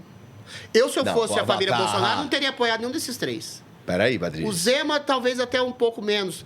Mas eu tenho uma antipatia profunda do Ratinho Júnior e do Caiado, porque em nenhum momento eles... Desculpa, Felipe, aí é a única coisa que eu sou radical. Tem 7 anos que eu tô batendo nessa tecla. Isso, eu fui a primeira pessoa a falar publicamente a pedir o impeachment do Alexandre de Moraes. A primeira. Sim. Tá? Num CIPEC de 3, 4 anos atrás, não me lembro agora. A primeira. Por isso eu tô no inquérito, por isso eu tô fudido, por isso eu tô perseguido também. Agora tem um tanto de influenciador que aparece, a ditadura do STF. Talvez ganhe a eleição agora. Entendeu? Eu tô há 7 anos nessa tecla. Essas pessoas, esses 3 que você falaram, eles poderiam ter falado isso milhões de vezes, não falaram nenhuma. O Zema tá falando agora. Os outros 2 até agora calados Mas não é completamente. política? Não, isso não é política. Não é estratégia? Não, senhor. Não, senhor. Isso é covardia. Calma, não pode Isso ser é omissão. estratégia? É covardia e é omissão. Mas o que um governador faz? De Estado. Ah. Presta atenção, filhote. Ah. Essas pessoas eram lideranças políticas. Ah. Coloca o Tarcísio também nesse bojo, Quantas tá? vezes o Flávio falou? Presta atenção. Pera, quantas vezes o Flávio falou? Ele falou da possibilidade Ele mostrar nasceu no na CPI judiciário. da Lava Toga, porra. Porque ele estava pressionado. Aí, Foi então um pronto, erro. porra. Foi um erro. Você Aí quer tu que vai apoiar Eu ele. não vou passar pano. Aí tu vai apoiar ele. Eu vou apoiar ele porque não tem outro. Agora, o Flávio Bolsonaro, Caralho, presta atenção. Adriles. Presta atenção. Presta atenção. Entre o Flávio e o Lula, você vai votar em quem? Claro que é no Flávio. Segundo ponto, o Flávio Mas Bolsonaro... é indicação. Estratégia. O Flávio Bolsonaro é filho do Bolsonaro. Ah, Ele pode sim. presta atenção, Felipe. Tá bom. Ele pode ter cometido erros no passado, todo mundo pode. Em nome da possibilidade, da reconstrução de um diálogo, que poderia, inclusive, ter salvado o pai dele da possibilidade de prisão, ele pode não ter assinado essa CPI. Foi um erro. Errou. Eu tô dizendo que o Flávio errou. Mas agora, ele é filho de um homem que tá morrendo na cadeia. Claro que de todos. Ele não vai ter, do ponto de vista não só estratégico, É óbvio. como moral, ele vai ter a obrigação Lógico. de combater o STF. Então é uma Lógico. questão visceral. Lógico. É pra além dos erros Isso é do passado. indiscutível. É pra além dos Só erros que do tu tem passado. dúvida se ele vai ganhar ou não. Não, tem, todo mundo Se tem. qualquer um dos Todo três que mundo eu falei tem. fosse apoiado pela família, já estava ganho. Não Mas eu voto necessariamente. de- É o Porra! contrário, Felipe. Pelo amor de Opa! Deus. Flávio Bolsonaro leva o nome do ponto de vista físico, do ponto de vista humano, do ponto de vista de sangue, de um homem que tá morrendo na Eu cadeia por causa sei. dessa ditadura. Ele tem O muito mais Tarcísio chance. não teria mais e chance? outra coisa, presta atenção. O Tarcísio não teria mais Presta chance? atenção, não sei. Presta atenção. É isso. Como é que você, enquanto Jair Messias Bolsonaro, presidente que tá morrendo na cadeia, você vai confiar num Caiado, que não falou nada da ditadura judiciária. Num Zema, que não falou nada da ditadura judiciária. Agora tá falando. Nenhum. Leva Leite, não falou nada da ditadura judiciária. Do Tarcísio, que puxou o saco do Gilmar Mendes como instituição sagrada da democracia. Porra! Mas tu só o cara tá falando morrendo na isso? cadeia. É meu filho que Mas eu tenho que tu dar. só tá falando É meu isso... filho que eu tenho que dar Tu pra só- salvar a minha vida e pra salvar, Tá bom, eventualmente, o país também. Tá bom, mas você só tá falando isso porque ele é o filho do Não, do Bolsonaro. ponto de vista estratégico Por quê? político, sim. Se tu pegar histórico de atitudes, tu desconfiaria mais do Flávio do que de qualquer outro. Não. Porra, Adriles. O Flávio teria essa maneira de dialogar com o STF ainda àquela época. A gente tem que relativizar o tempo daquela época. Porque havia naquela época, eu discordo, inclusive, a possibilidade de um diálogo institucional. Agora, você em sendo governador eleito pelo Bolsonaro, Tarcísio, Zema, Mas ele era Caiado, senador. presta atenção, eles tinham todas as possibilidades, e eu falei, não foi à toa aqui que eu pedi o impeachment do Alexandre de Moraes desde 22, de colocar gente na rua, pedindo o impeachment do senhor Alexandre de Moraes, pedindo milhões de pessoas, exatamente com a reunião de governadores e lideranças políticas desse país, para frear o ímpeto e a sanha persecutória e ditatorial do senhor Alexandre de Moraes. A gente não estaria nessa situação. O Bolsonaro sozinho, como presidente da República, o cara o presidente não convoca manifestação, Felipe. Manifestação em favor de mim mesmo. Agora, em se havendo uma ditadura que perseguia, prendia, constrangia, arrebentava com a vida de pessoas inocentes, era obrigação moral de todos aqueles que foram eleitos pelo Bolsonaro de convocar essas manifestações por uma reforma do judiciário, por um impeachment ou por outra coisa do tipo. Eu Aí o entendo Bolsonaro vai você. ter que confiar nessa gente? Ouve o que eu tô falando. Porra. Ouve o que eu vou te falar. Eu entendo você. É o filho dele, meu Preste filho. atenção. Eu entendo você. Eu entendo. Se eu estivesse no lugar daquelas pessoas, talvez eu, como você, eu defenderia eu iria contra o que estava acontecendo no país. Eu tô contigo no mesmo barco. E nada lhes aconteceria. Calma. Os caras eram governadores de estado. Preste atenção. Você acha que alguém ia prender o Tarcísio porque ele ia convocar uma manifestação pelo impeachment? Ouve o que eu vou te falar agora. Olha, calma. Porque tem um ponto aqui. Eu tô contigo, tá bom? Já falei, tô contigo. Só que eu sou um desses governadores. Tarcísio, Caiado, Zema, Ratinho Júnior. Um dos 4. Eu tô olhando o presidente se fudendo. O presidente estava se fudendo também pela omissão dele. Eu sei. Calma aí. Não é tautológico. Calma aí. Só que eu tô olhando. Eu tô falando de estratégia. Não tô dizendo que eu concorde, mas eu tô falando estratégia. O que esses caras pensaram? Eu vou me fuder também? Vou, com certeza. Não. E eles pensaram o seguinte: quem é que resolve? Quem resolve é o Senado. Tem um palhaço lá sentado que não quer resolver. Eu posso me manifestar aqui, o palhaço não vai resolver. Sem essa, Felipe. Sem essa pelo seguinte, vou te explicar por que é sem essa. Realmente o Senado é comandado por um palhaço, que é e é só ele que pode resolver. Vagabundo, e que eventualmente não tira debaixo da sua bunda os pedidos de impeachment. Isso. E o Senado tem 2/3 de gente com a falcatrua e capivara junto ao STF. Agora, se você coloca a união faz a força. É um ditado clichê, mas é verdadeiro. Uma maioria de governadores conservadores conclamando o seu eleitorado a ir lá para o Senado. 1 milhãozinho de pessoas. Adriles, 1 milhãozinho de pessoas na porta do Senado. Queremos o impeachment do senhor Alexandre de Moraes. Só tinha o Bolsonaro. Junto à boca, ao ouvidinho dos senadores, a gente não estaria nessa situação. Só tinha o Bolsonaro não estaria capaz. Nessa situação. Só havia uma pessoa nesse país O capaz. Bolsonaro sozinho, todo mundo queria ferrar. Quando Mas acabou? o Bolsonaro, junto com governadores e senadores que o apoiaram pedindo o impeachment do senhor Alexandre de Moraes, havia a possibilidade de não haver o que está acontecendo hoje. Acabou, foi 7 de setembro? Acabou naquela manifestação em que o Bolsonaro fala aquela frase: acabou, porra, não sei o quê, e no dia seguinte faz a carta. Nada. Erro dele. Não, acabou ali, eu falo. Manifestação no país foi ali. Ali acabou. Acabou, cara. Daquele dia pra frente, foi uma derrocada. Quem ressuscitou a manifestação foi o Nicolas nessa marcha. Aí, mas é uma coisa... A gente tem que entender todo o contexto. Eu entendo. Você Não, tá mas jogando o contexto... Você tá jogando na mão dos 4 governadores que eu citei? Não só os 4, outros tais. Então, mas tudo bem. Eu tô querendo dizer o seguinte, eu acho que o Bolsonaro errou quando ele retrocedeu. Porque eles estão vendo um líder Mas se chegou acovardar, um momento... velho. Não, mas Fudeu, eles... porra. Estão vendo um líder fraquejar exatamente porque esse líder estava sozinho, estava abandonado. Não, ali estava todo mundo com ele, pô. Absolutamente sozinho. Naquela manifestação, estava todo mundo com ele. Ele não precisava da ordem do Bolsonaro para que as pessoas pedissem o impeachment em seu nome, pedissem o impeachment contra. Se houvesse uma reunião de governadores, mais uma vez, de lideranças políticas, do Tarcísio ao Zema, ao Leva Leite, ao Caiado, ao Ratinho Júnior, se houvesse a impressão de toda a população brasileira que havia um conluio para arrebentar com o Bolsonaro, para prender pessoas inocentes, e se houvesse uma reunião de governadores pedindo o impeachment do ministro abusador, a Globo deveria noticiar, a mídia ia reverberar, todo mundo ia saber que havia um problema muito grave no país. Chamar eles de golpista, porra. O Alexandre de Moraes ia prender todos os governadores. Ah, não meu havia. amigo, você estava dando de ofício, porra. Não havia essa possibilidade. Você acha que ia prender o Tarcísio Gomes de Freitas? Não é assim. Não é prender. Assim, é por isso que eu critico. Não critico, é prender, é não deixar governar. É por isso que eu critico não só esses governadores, como os próprios, entre aspas, mudinhos do Bolsonaro. Agora o André Mendonça está abrindo as asas, porque ele sabe que ele tem uma proteção institucional. Agora, havia essa proteção.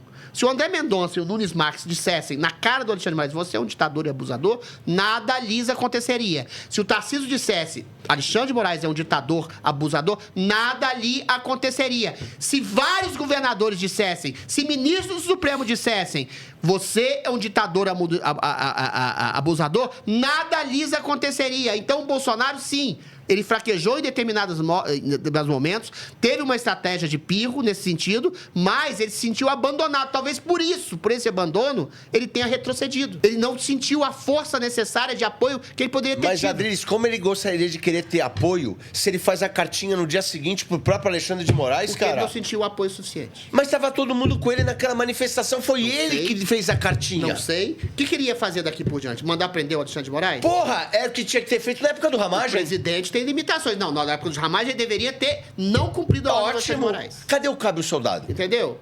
Eu sempre falo essa pergunta. Cadê o cabo soldado? Precisava de cabo soldado. Não, pera aí. Lembra. Precisava Lembra, você perceber... É metafórico. O Jair Messias Bolsonaro, quando ele chamou o Moraes de canalha e acabou, era só ele ter falado. Ó, governadores, deputados, senadores, vamos pedir o impeachment e a cabeça desse homem que está arrebentando com o Brasil.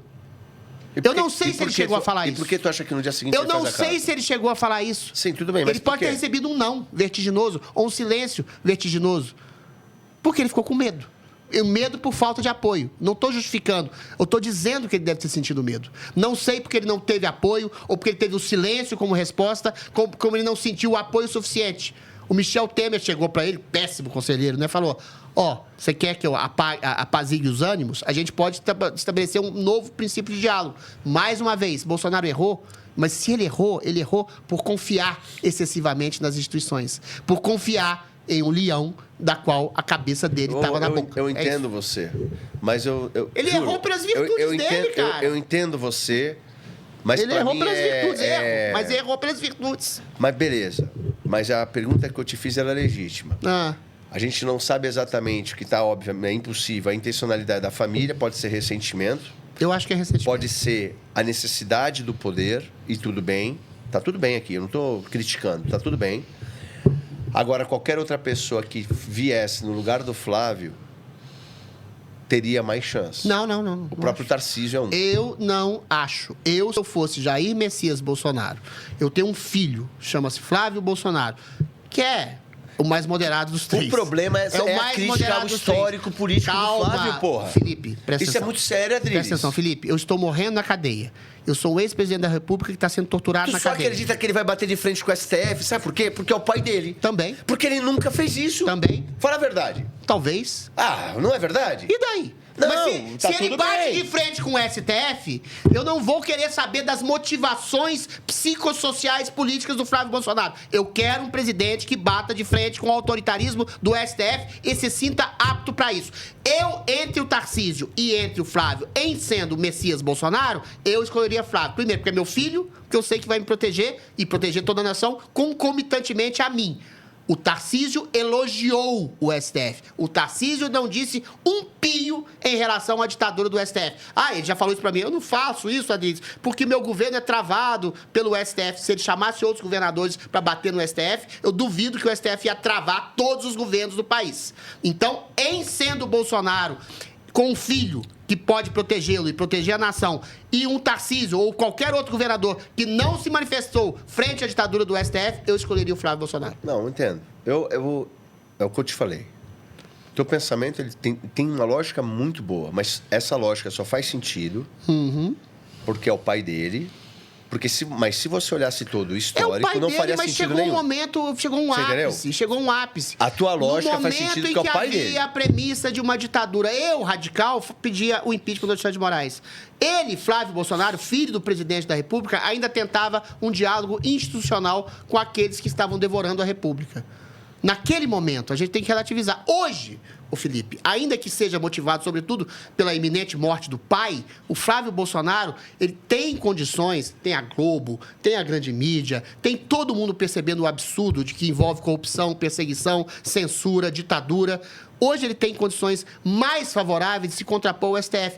Em política é o que Maquiavel de ter sido, não que São Francisco de Assis gostaria que fosse. Se ele se sente apto, assim como André Mendonça, que poderia ter falado lá atrás dos abusos do Alexandre de Moraes, e só fala hoje porque ele se sente confortável, protegido institucionalmente. Talvez o Flávio, por se sentir mais confortável e protegido institucionalmente, faça um bom combate ao STF. É a situação ideal? Não. Mas não existe ideal em política, existe o possível. E o possível é o Flávio combater o STF. Eu concordo com você. Eu também aposto no Flávio. É isso. Mas porque é o pai dele que está lá. Não só. Não pelo histórico político dele. É só e isso. Por causa de uma proteção institucional maior. Entendeu? Entendo. É isso. Mas não pelo histórico político dele. Você tem que relativizar. Seja sincero. Você tem que relativizar. Eu acho que ele poderia ter sido mais incisivo, então, sim. É uma crítica que eu faço. Então é legítima a sua crítica. Não é isso, que eu quero dizer. É uma crítica que a gente faz à estratégia que eu acho que foi falha. Senão a gente não está sendo honesto intelectualmente, Mas a estratégia entendeu? de outros governadores foi mais falha do que a do Flávio. A questão é essa que eu coloco. Bom, beleza. Eu acho ainda que é relativo, mas tudo bem. Adriles, pra gente matar o programa aqui, pelo tempo que nós já passamos, Eu vou te fazer essa pergunta. E vamos lá. Vamos lá. Que eu acho que é uma coisa que também, de novo, porra, a gente vê isso em pauta e ela volta toda vez. A gente teve, dia 8 de março, o Dia Internacional da Mulher. Yeah. E aí você vê que a narrativa da crítica, ela se voltou contra o movimento Red Pill. Boa. Durante o governo Bolsonaro, o feminicídio, a culpa era do Bolsonaro. Mas ela aumentou. Agora, o feminicídio aumentou no governo Lula, tá ligado? Tá. Mas a gente tem que culpar alguém. Não pode culpar o Lula. Aí, óbvio, pegaram o movimento, Isso é uma Red sacanagem, Pill, isso é uma covardia. tá ligado? E jogaram assim. E, óbvio, é como o movimento feminista. Isso é uma covardia. Você tem vários tipos de movimento dentro do próprio movimento, de vozes e etc. Como é que você entende Felipe, isso, cara? Essa pergunta é excepcional pelo seguinte. Quando eu digo que a política partidária é o menor dos problemas, é porque a política cultural é muito maior. E a esquerda sabe instrumentalizar isso como ninguém. A direita sabe fazer culto em missa, cara. A esquerda faz fofoca, faz cinema, a gente pode até falar do Oscar depois, faz cinema, faz novela, faz série, ela entra no imaginário, e de imaginário de um público predominantemente conservador, hein? E distorce tudo. O feminicídio graça no governo do Lula por uma razão muito simples, por culpa da esquerda. Sim. Porque a esquerda tem políticas complacentes e lenientes em relação a criminosos. A punição, né? Punição. Se não tem punição, Lógico. sempre vai haver. Isso é uma coisa muito triste. Sempre vai haver homem que mata, que bate mulher, que bate em homem, mulher que mata homem. Tem tudo isso. Só aumentou por causa da impunidade. Se você tem um criminoso que vê, vou ficar 1 ano na cadeia, vou ter saidinha, vou ter progressão de pena, não vai acontecer nada comigo, audiência de custódia, eu saio ileso. É culpa da esquerda. Teoria econômica do A crime. nossa querida mulher lá, a Erika Hilton, Sim. votou contra aumento de pena para estuprador. Entendeu? Na prática é isso. Você só teme aquilo que te pune. Isso. Aquilo que você teme. Agora, jogar isso nos coitados... O Red Pill é um bando de cara que não come ninguém, bicho. Pelo amor de Deus. Eu discordo de metade das coisas que eles falam. Entendeu? É a questão de migtal, não querer se relacionar com Sim. mulher. Os caras têm medo de mulher. Medo de mulher. Aí eles fazem umas coisas que realmente... 90% das mulheres se interessam por 10% dos homens. Entendeu? O homem que tem uma masculinidade maior, o homem que se parece mais com o narciso que vai proteger. A mulher confunde masculinidade com narcisismo, e o narcisista geralmente é um criminoso em potencial. Isso tudo que eles falam tem razão. O que eles não têm razão é de você querer dar uma de macho escroto em cima de mulher, mas não quer necessariamente vai bater numa mulher, não vai levar ao feminicídio, vai levar à agressividade. Tem uma série lá chamada Adolescência, que você vê o menino, parece que todo nerd, virgão, vai virar um assassino em potencial. É mentira. Claro. Os caras são muito mais frágeis, entendeu? Você culpar o movimento Red Pill, que eu volto a dizer é equivocado em grande medida, por causa do que eles não pegam mulher nenhuma e eles são potenciais agressores de mulheres, é uma mentira. Agressor de mulher é um canalha.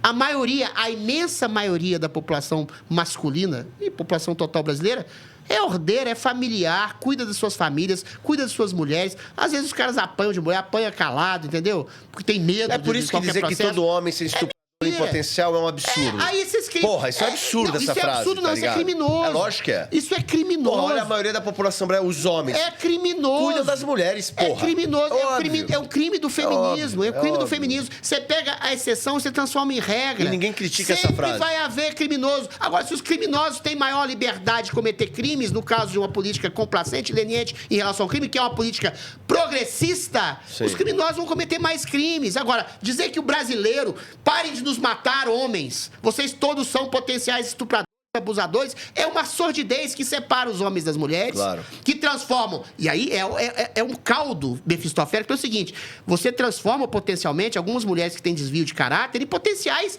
destruidores da vida de homem. Eu fui o único vereador na Câmara que fez vários simpósios sobre falsas denúncias de mulheres. Porque é um problema... O mesmo fato...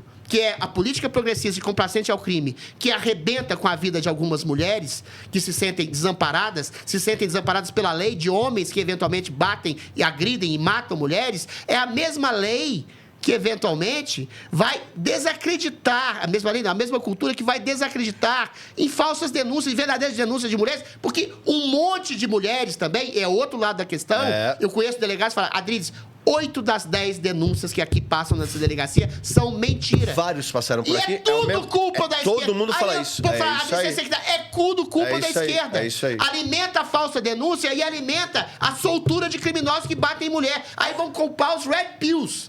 Porra, cara. Sabe qual é o louco? A culpa é toda da esquerda. Sinto muito. Tu sabe qual é o Eu louco? não sou de esquerda por causa disso. A Lei Maria da Penha, que é necessária para proteger a mulher... Mais ou menos. Ela é necessária. Não, violência psicológica é foda. Então, mas ela tem algumas... Violência psicológica pode ter até entre nós. Exato, mas ela tem algumas excrescências. É só contra a mulher. Que é o quê? A não punição para a mulher que faz falsa denúncia. Exato. Por quê?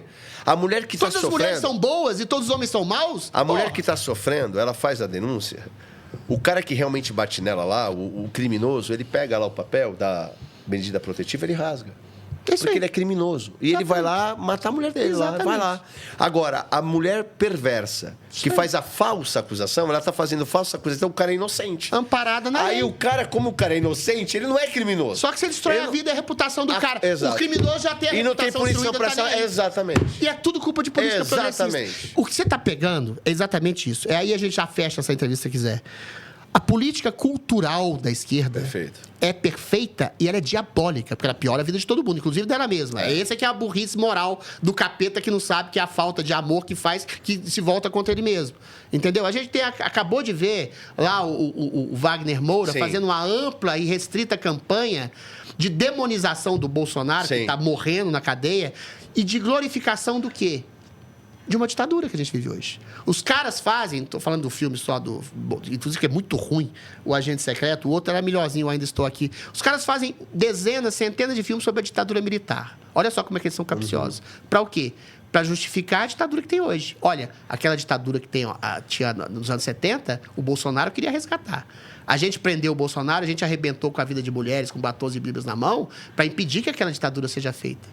Mas os caras estão ganhando dinheiro, estão fazendo filmes, novelas, seriados, peças de teatro, um tanto de propaganda mercadológica no nível de entretenimento para justificar a ditadura que tem hoje. Exatamente. O Wagner Moura, quando fala do Bolsonaro e fala da democracia brasileira hoje, ele está falando bem de uma ditadura que pega dinheiro público e põe no bolso dele. Porque o problema não é a ditadura. Você percebe, então, o problema não é a ditadura, é qual a ditadura, entendeu? Se a minha ou é do outro. Exatamente. A minha ditadura é legal. É isso aí. Por que Chico Buarque, Caetano Veloso, é por isso que essa o Gilberto hipocrisia Gil, o Wagner Moura chegam lá, viva a democracia, sendo que eles sabem que tem pessoas censuradas, presas, sendo mortas, sendo exiladas, sendo massacradas. Porque são um bando de hipócritas. São um bando de hipócritas. E eles ganham dinheiro da ditadura, do consórcio STF-PT, para fazer propaganda na música, no cinema, nas novelas, em nome dessa ditadura que os alimenta. Resumindo... Cultura, meu filho! Cultura. Hipócritas de merda. Cultura. Essa é o resumo. Enquanto isso, a nós da direita fazemos culto, missa, culto. E os caras entram no imaginário popular através do cinema. Muito bom nosso papo. Ótimo, cara, muito querido. legal te receber, irmão. Sempre bom, sempre bom. Eu acho que eu perdi muito voto aqui, mas tudo bem. Sabe, em nome da verdade, a gente pode fazer qualquer coisa. Eu não acredito que você perca voto, Valeu, porque irmão. as pessoas neste país elas estão buscando algum tipo de autenticidade, meu irmão, e verdade. Valeu. Tá cansativo ver tanta mentira. Bom, é o que eu aqui no programa tento sempre trazer. Por isso que eu vou batendo, vou ali até o limite. Valeu. Adriles, Deus abençoe. Deixa um recado aqui pro pessoal, na sequência eu finalizo o programa. Recado? Recado é libertação do país, meu filho. Se a gente não conseguir libertar o país nesse momento em que a gente está mergulhado numa ditadura, essa ditadura está mostrando a gonorreia para fora da alma do país, ou seja, você tem um ministro recebendo dinheiro de banqueiro corrupto e criminoso. Uma criança de 8 anos sabe ver isso. Se você não for para a rua, se você cidadão comum, não se armar de palavras, de ações, de gestos que impliquem o final dessa ditadura, a gente não merece viver num país livre. Então, agora é com todo mundo. Perfeito. É isso aí. Ó, você que nos acompanhou até aqui, tô de óculos escuro hoje, porque eu tô com o meu olho zoado, não vou ficar mostrando. Sua mulher te bateu? Minha mulher é violenta. Eu não tenho pra quiser, não tenho o João da Penha, então eu fico quieto lá em casa. Mas é isso, ó, se inscreva no canal, ative as notificações. Deixa um comentário carinhoso pro Adriles. Pode me xingar, não tem problema. Mas é o seguinte... Pode me xingar também. Sempre falo isso aqui. E vou repetir. Esse é o ano mais importante do Brasil. É isso aí. Ou nós mudamos, ou definitivamente seguiremos nas trevas. O E momento aqui, eu acho que é cara, agora. não tem o que fazer, principalmente porque há uma renovação no Senado. 4 novos ministros serão colocados pelo futuro presidente da República. Então, gente, é agora ou nunca. Mas você veja que nessa conversa com a Adriles falamos sobre a cota trans, sobre a dificuldade trans de maneira lúcida. Sem binarismos. Sem binarismos. Sem cara. binarismos. Eu acho que é possível. É possível, eu adoro pô. o seu programa, Felipe. Tem que fazer um elogio. Exatamente, porque aqui eu me sinto à vontade para romper. Quer dizer, eu me sinto à vontade, mas eu sou levo cacetada. Para romper com esse binarismo. Isso aí. Eu falei aqui que a esquerda é responsável pela maioria dos males do mundo e eu acho isso hoje mesmo.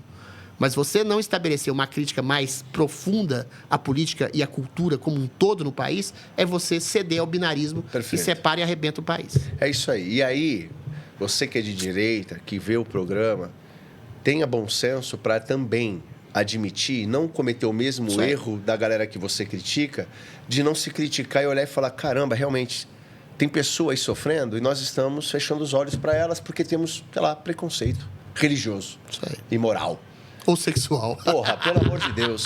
Vamos evoluir, vamos expandir a nossa consciência, porque quem sofre é o ser humano. É isso aí. E aí, nós temos aqui para tentar ajudá-los. Um beijo, até um próximo programa. Valeu, pessoal. É breve, até Valeu. sempre. Você já conhece a Brain Juice? Essa empresa que eu tenho um enorme carinho foi a nossa primeira patrocinadora do canal. E eles inovaram desde sempre com os famosos cogumelos, extrato concentrado de cogumelo, um super alimento, os melhores do mundo para imunidade com reishi, cordíceps, foco e cognição, e o Lion's Money, o mais famoso para a memória, o mais utilizado no mundo para a memória. Agora eles inovam novamente e entregam com mais de 15 ingredientes um detox natural sabor abacaxi com hortelã, uma delícia, e um termogênico excelente para a saúde cardíaca com ingredientes naturais como beterraba, chá verde, cúrcuma, hibisco. Excelente produto.